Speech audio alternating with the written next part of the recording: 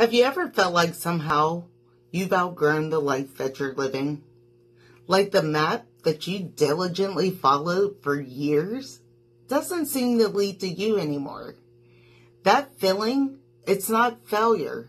It's your actual wake-up call. It's the universe, or perhaps your deepest self, tapping you on the shoulder and whispering to you that there's more. This isn't a breakdown, it's a clarity checkpoint. In this conversation, I'm not just going to talk about change, I'm going to give you real actionable steps to shift from survival mode to I got this mode, from simply dreaming to powerfully doing. Stick with me, because by the end of this, you won't just feel different, you'll be ready to move different. This is your personal reset blueprint. First, the power of perspective. Midlife Redefined. Let's flip the narrative we've all been handed. For too long, we've been taught that midlife signals decline or winding down, or maybe even a crisis. But the truth? Midlife is the ultimate upgrade. It's that pivotal moment when all your accumulated experiences finally meet that newfound intention.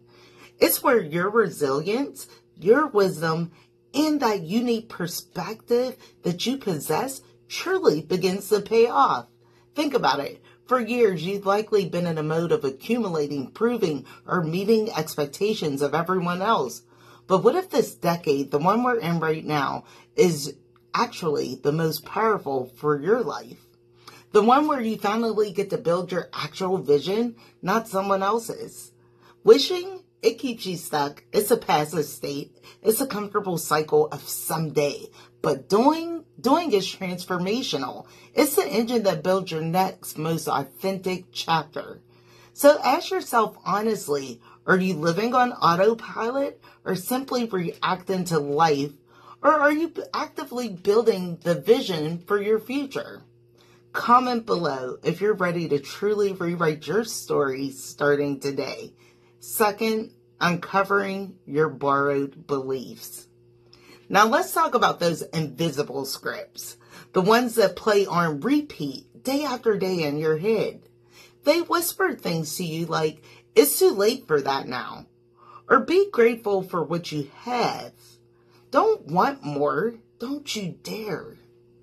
These aren't your original thoughts. These are often borrowed beliefs, messages from society, from your family, from past experiences. And guess what? They no longer serve you. It's time to unsubscribe from them.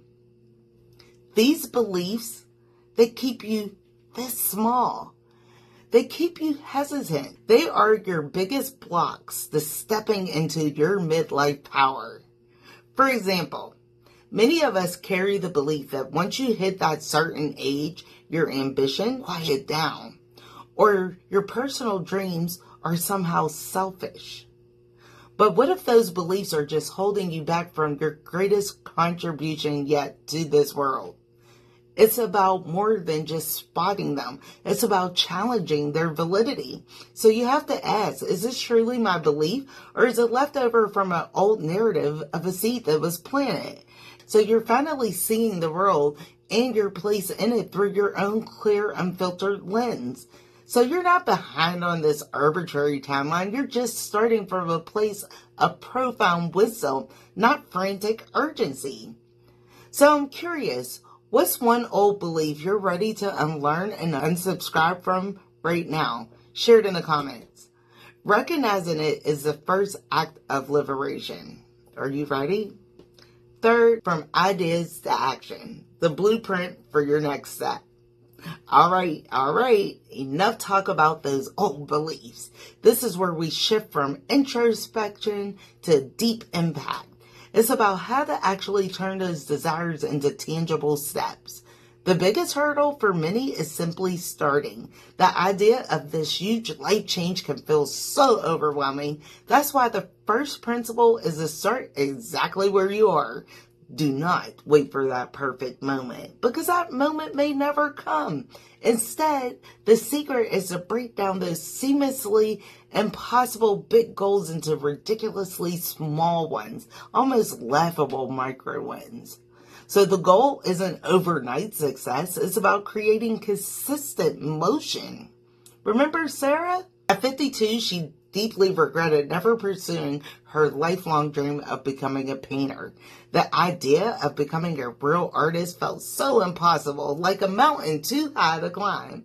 But instead of aiming to create a masterpiece immediately, she just started small. She committed to 15 minutes a day of sketching in the cheapest notebook she can find.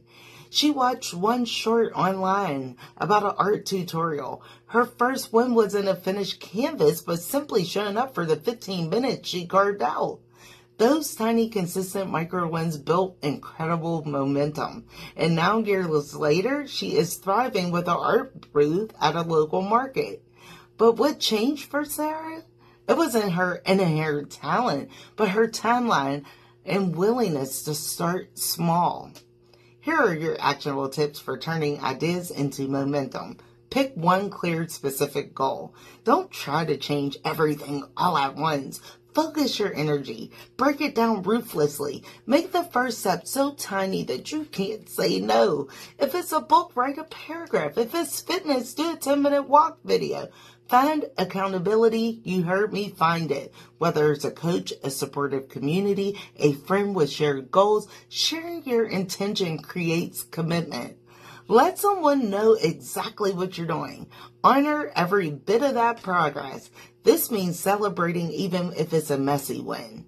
You walked 10 minutes? Kudos. You posted that first vulnerable blog? Okay. Hit publish on your first video? Baby, that's a win. Take a moment and acknowledge your effort and truly clap for yourself. This positive reinforcement is fuel.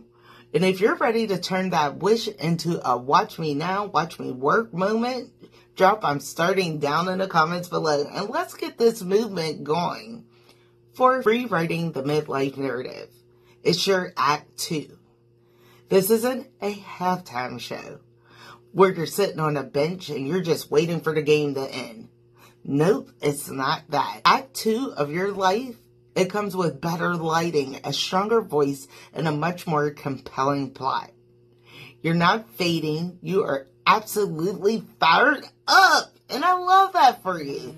See, midlife reinvention is not about becoming someone completely new or erasing your past. It's about finally becoming you, the unapologetic, unfiltered, authentic you. That's no filters, no shoulda, coulda, wouldas, no apologies for the things you truly desire. So to take your full first action in a step 2, you have to keep learning. Stay curious. Stay curious. See, reinvention doesn't require a full reboot. It just demands a deeper alignment with who you're becoming. So read, listen, explore, feed that soul with new ideas. More importantly, live by your values, not by fear. See, fear tells you to stay safe, to conform, to hide your true desires. But your values, what truly matters to you, will guide you toward expression, toward purpose, toward joy. So no, you're not here to impress anyone else. You're here to express your authentic self, your passions, and your unique contribution to the world. It's time to reflect. It is time to reflect. This is where the rubber meets the road. Take a second right now. What's one outdated belief that you've been carrying that's kept you firmly in wish mode? Just one. Now take a deep breath. Rewrite that narrative. What does doing look like for you today? Just for you. It could be tiny, remember? Drop your comments below. Let's build this community of doers together. Your next chapter? This is it. It's your moment to choose. Set one small goal. Take one brave step. Say it out loud. I'm not dreaming anymore. I'm building.